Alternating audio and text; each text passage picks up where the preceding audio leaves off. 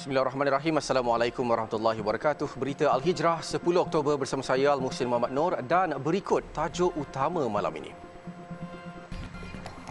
Ismail Sabri Yaakob, Perdana Menteri paling singkat.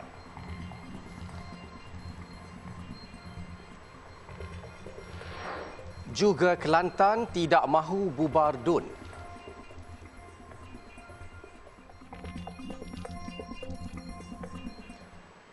Teka-teki sejak berminggu lalu bila Parlimen akan dibubarkan untuk memberi laluan kepada pilihan raya umum ke-15 akhirnya terjawab. Perdana Menteri Datuk Seri Ismail Sabri Yaakob hari ini mengumumkan perkara itu setelah mendapat perkenan yang di-Pertuan Agong Al-Sultan Abdullah Ahmad Shah dan pembubaran itu berkuat kuasa serta-merta. Pada tengah hari semalam, saya telah menghadap ke bawah duli Yang Maha Mulia Seri Paduka Baginda yang di-Pertuan Agong Al-Sultan Abdullah Riayatuddin Al-Mustafa Billah Shah dan menyembah warkah permintaan kepada Baginda mengenai pembubaran Parlimen ke-14. Selaras dengan perkara 40/2/B dan perkara 55/2 Perlembagaan Persekutuan, ke bawah duli Yang Maha Mulia Seri Paduka Baginda yang di-Pertuan Agong telah bertindak menurut budi bicara Baginda dengan memperkenankan permintaan saya supaya Parlimen ke-14 dibubarkan pada hari ini, Isnin 10 Oktober 2022. Beliau membuat pengumuman itu pada perutusan khas di Putrajaya yang disiarkan secara langsung ke seluruh negara menerusi platform televisyen dan dalam talian pada jam 3 petang tadi. Dengan pengumuman ini, mandat akan dipulangkan kepada rakyat. Mandat rakyat adalah penawar ampuh bagi negara menzahirkan kestabilan politik dan mewujudkan kerajaan yang teguh, stabil serta dihormati selepas PRU ke-15. Proses ini berlandaskan sistem demokrasi berparlimen dan raja berperlembagaan sebagai pasak pemerintah sejak negara mencapai kemerdekaan. Pembubaran ini dilaksanakan bagi menoktahkan suara-suara yang selama ini meratib keabsahan kerajaan, kerajaan pintu belakang dan kerajaan tebuk atap. Datuk Seri Ismail dalam pada itu mengesyorkan ketua-ketua kerajaan negeri kecuali negeri Sabah, Sarawak, Melaka dan Johor untuk mengambil tindakan sewajarnya bagi membubarkan Dewan Undangan Negeri masing-masing pada tarikh yang sama dengan pilihan raya umum peringkat Parlimen meskipun beberapa negeri sudah memutuskan untuk tidak membubarkan DUN masing-masing.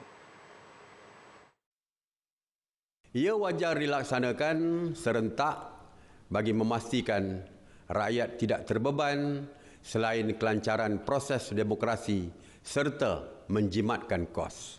Dengan pembubaran itu, negara kini ditadbir kerajaan sementara dan segala urusan kerajaan akan dijalankan oleh Kabinet berkenaan.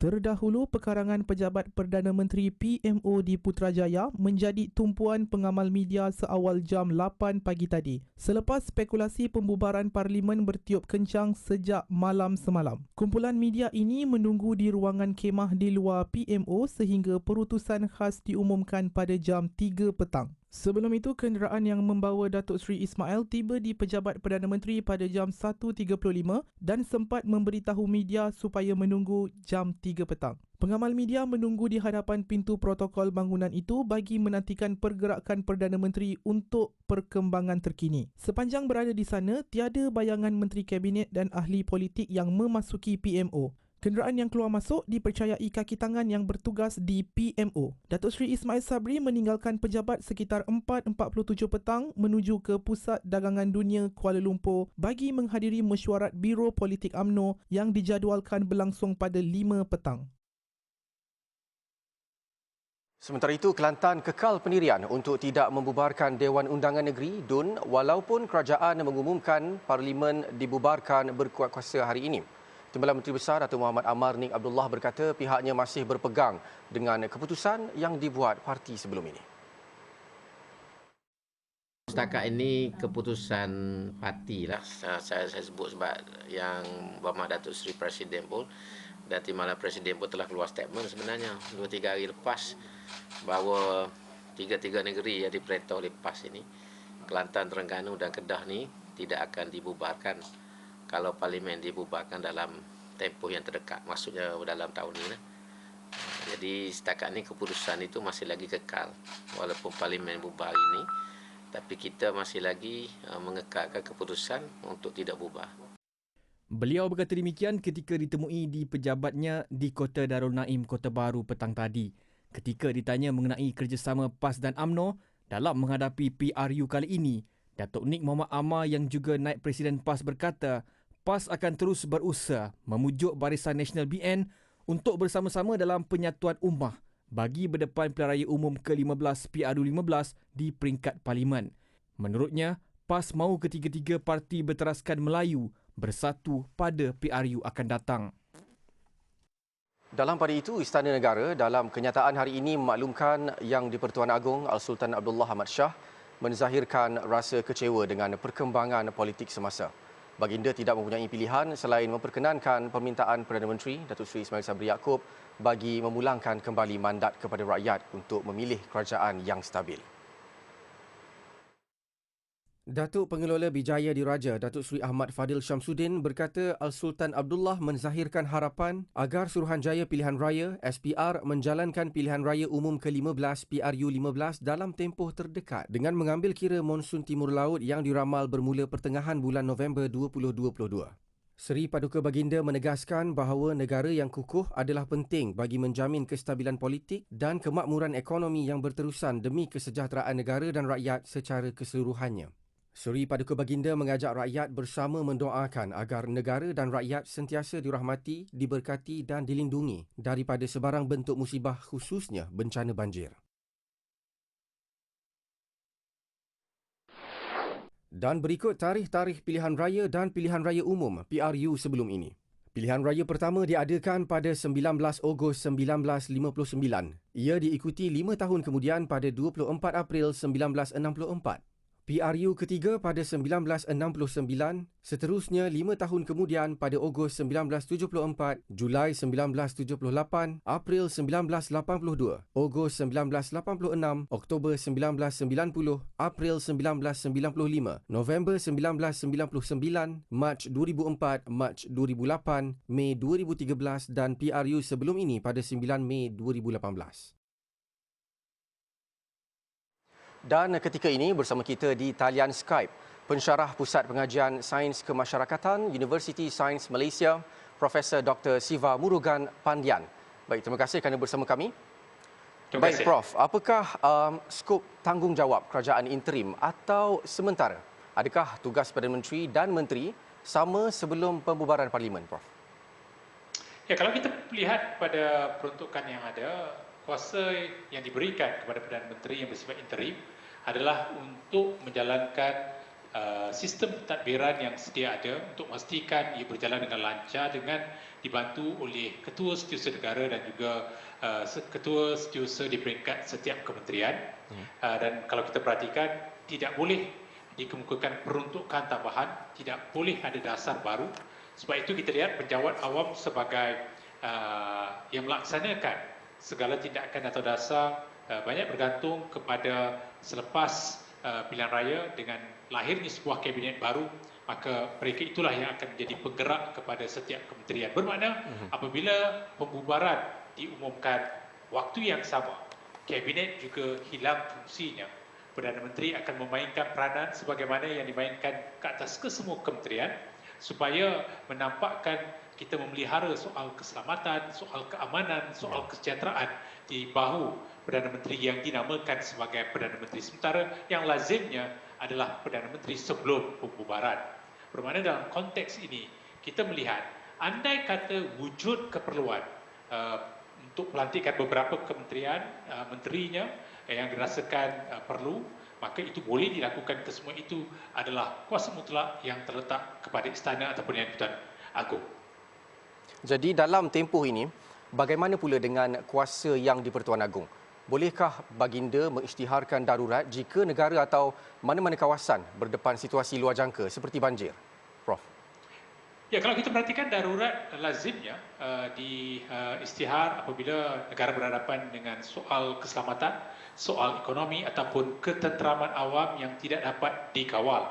Maka darurat diisytiharkan bila dikatakan wujud keadaan seperti itu ataupun hampir wujud. Dalam konteks ini kita pernah melihat ketika berhadapan dengan pandemik COVID-19, darurat telah diisytiharkan sehingga pilihan raya kecil di Batu Sapi, di Gerik dan juga Dewan Undangan Negeri Bugaya Sabah tidak dilakukan untuk memastikan keselamatan dan juga kesejahteraan tidak tergugat disebabkan oleh kedudukan seperti itu. Hatta dalam kedudukan seperti itu, Yang Tuan Agong yang punya prerogatif sendiri, kuasa mutlak dalam soal pengisytiharan darurat, boleh mengisytiharkan darurat. Andai kata kuat besar melanda, ia boleh menggugat keselamatan, boleh membawa kepada nilai pengorbanan yang cukup besar sehingga menggugat kesejahteraan dalam konteks negara kita.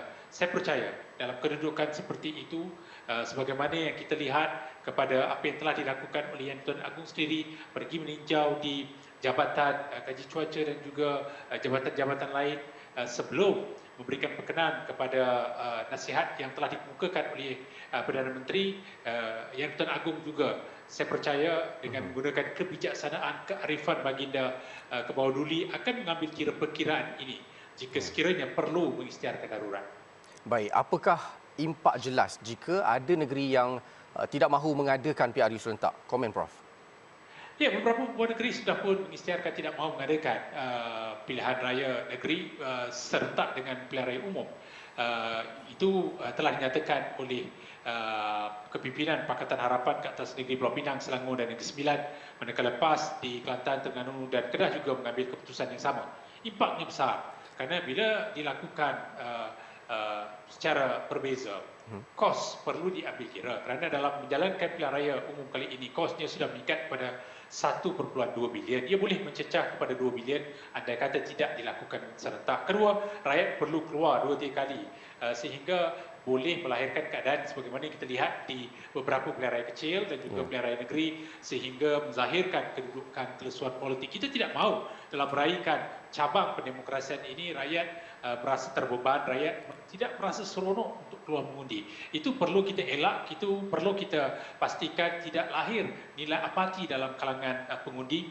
Pengundi apatah lagi dalam konteks hari ini, bilangan pengundi bertambah, undi 18 dan juga pengundi kali pertama juga sudah meningkat. Maka kita harus boleh menggalakkan pengundi keluar kali ini agar tidak menjejaskan nilai kewangan dan juga pengstrukturan, kemudahan, latihan serta SPR sendiri serta bersama dengan badan keselamatan lain seperti polis, askar dan sebagainya untuk jalankan tanggungjawab memastikan pilihan raya dapat jalankan dengan licin, lancar dan juga tersusun.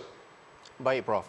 Jadi berkenaan bajet 2023 yang baru dibentangkan, adakah ia masih sah untuk dibahaskan apabila kerajaan baharu terbentuk atau bagaimana komen Prof? Ya, pada 29 November 1999 apabila pilihan raya diadakan, ketika itu perdebatan pilihan raya, perdebatan bajet tahun tersebut sudah berlaku. Bermakna bajet dibentangkan 2 minggu selepas itu, pembubaran berlaku dan akhirnya kita melihat perlu pembentangan semula. Itu dilakukan oleh Menteri Kewangan ketika itu Tun Dain Zainuddin pada Februari tahun 2000 untuk bolehkan bajet dibentangkan semula. Dalam kedudukan ini, ia agak berbeza. Di sini bajet telah pun dibentangkan pada 7 Oktober 2022 tetapi tidak ada perdebatan, tidak boleh diperdebatkan apatah lagi Parlimen sudah terhenti fungsinya sejajar dengan pembubaran yang sudah pun diisytiharkan. Bermakna bajet baru perlu dibentangkan untuk perdebatan. Barangkali jika kerajaan yang sama menubuhkan kerajaan selepas pilihan raya umum ke-15, bajet mungkin yang sama, tetapi jika ada kerajaan lain yang mengambil alih teraju kepimpinan negara, bermakna akan ada penambahbaikan perubahan tertentu untuk dilihat sebagai bil tambahan ke atas bajet yang telah dikemukakan seiring dengan perubahan dan juga peredaran dalam konteks sebulan yang akan berlaku. Baik, terima kasih Profesor Dr. Siva Murugan Pandian atas penerangan yang diberikan sebentar tadi. Kita berehat seketika dan selepas ini KJ terbuka bertanding di mana-mana parlimen.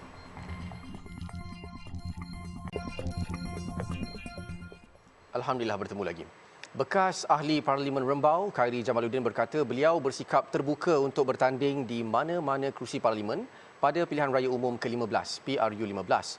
Katanya ramai pemimpin tempatan yang menawarkan kerusi kepadanya untuk bertanding nanti, namun yang membuat keputusan nanti adalah pucuk pimpinan parti. Ya, saya ialah orang parti ni, kita diminta untuk pergi mana-mana pun kita pergi. Dah ada offer ke? Oh, macam-macam offer, banyak offer saya dapat. Berapa tempat bagi dapat offer? Tapi yang offer tu ni pemimpin tempatan, yang buat keputusan ni pucuk pimpinan parti. So biarlah pucuk pimpinan parti buat keputusan itu, ya. Tempat 3-4 tempat dapat offer. YB masih mengekalkan di Negeri Sembilan ataupun balik ke Lembah Kelang? Balik ke Lembah Kelang? Masih mengekalkan ataupun mau ke Lembah Kelang? Saya terbuka. Media sebelum ini melaporkan Khairi mengesahkan beliau tidak akan mempertahankan kerusi Parlimen Rembau pada PRU15. Ia berikutan Khairi diminta untuk memberikan laluan kepada Timbalan Presiden UMNO Datuk Seri Mohamad Hassan yang berhasrat untuk bertanding di kerusi berkenaan. Sementara itu, ketika ditanya persiapan parti bagi menghadapi PRU15, Khairi berkata dari segi persiapan beliau serahkan kepada kebijaksanaan pucuk pimpinan parti. Sementara itu, Timbalan Presiden MIC, Datuk Seri M. Saravanan meletakkan harapan kepada Barisan Nasional BN jika parti itu menang PRU ke-15 nanti agar dapat memberikan kestabilan politik di negara ini. Beliau dalam itu juga berharap agar rakyat tidak membuat keputusan mengikut emosi semata-mata untuk memilih tampuk pimpinan baharu. Saya minta rakyat jangan buat keputusan emosi. Kita dah lihat semua pemimpin daripada semua parti. Semua pemimpin daripada semua parti pernah jadi menteri. Kita ada pengalaman. Maka rakyat perlu menilai dan memilih. Dan yang penting kita perlukan kestabilan politik dan hanya Barisan Nasional boleh memberi kestabilan politik. Beliau berkata demikian kepada media pada Perhimpunan Agung MIC di Pusat Pameran dan Dagangan Antarabangsa Malaysia MITEC petang tadi.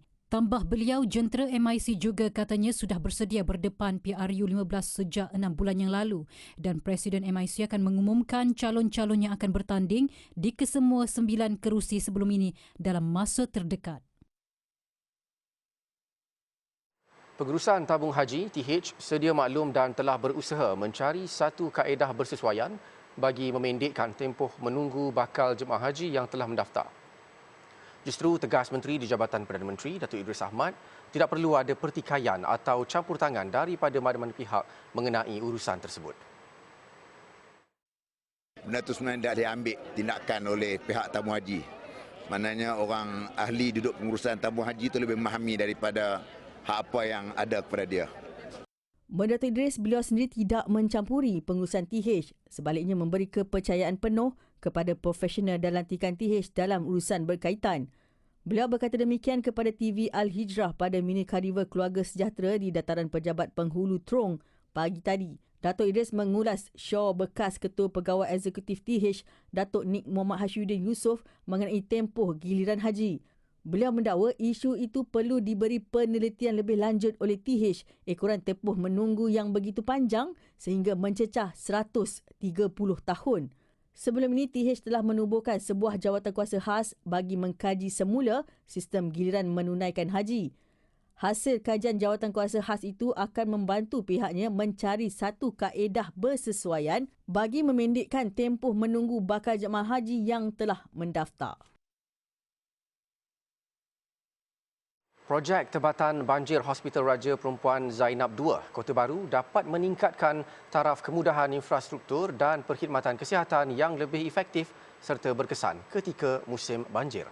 Menteri Kesihatan Khairi Jamaluddin berkata projek bernilai 8 juta ringgit itu merangkumi beberapa skop pembinaan iaitu pagar konkrit, saliran air serta lain-lain kerja mekanikal dan elektrikal seperti sistem pam air dan sistem penghadang banjir.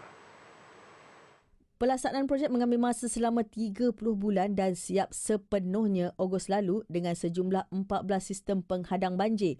Turut dibina bertujuan untuk menghalang kemasukan air ke dalam kawasan hospital.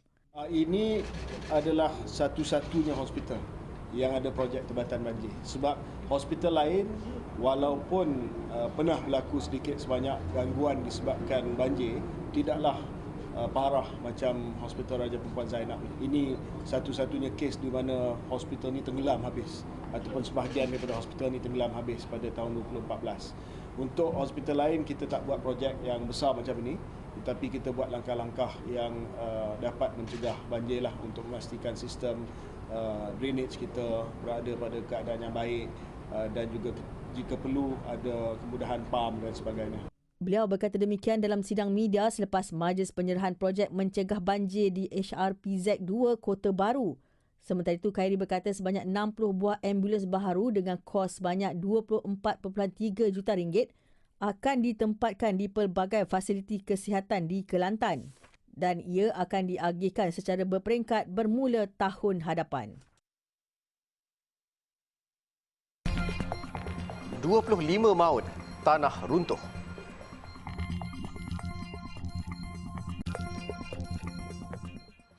Bertemu lagi, sekurang-kurangnya 25 orang maut dan lebih 50 lagi masih hilang dalam tanah runtuh di Venezuela. Kejadian itu ekoran limpahan air sungai akibat hujan lebat yang melanda negara itu. Tanah runtuh turut memusnahkan bangunan kediaman dan premis perniagaan.